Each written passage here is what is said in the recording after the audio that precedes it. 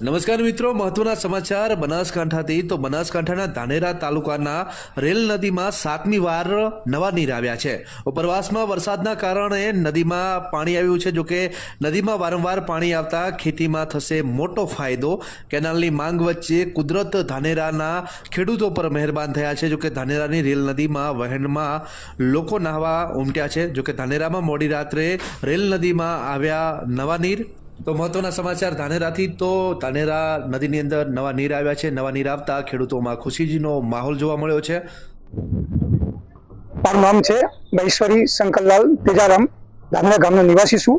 ધાનેરા ગામની અંદર કેટલા વર્ષોથી પાણી માટે ખેડૂતો તકલીફ ખૂબ છે અને આ વર્ષની અંદર કુદરતને જો પાણીની નદીની અંદર પાણી સાફ થતા આવ્યું છે પાણી બહાર અને પાણી નદીના આવવાના કારણે આજુના ગામના તળાવો, નદીઓ, ડેમો, ખેતરા જે ખેડૂતોને જોઈએ પાણી મળી જશે અને આ વર્ષે કુદરત બહુ મહેરબાન થયું છે।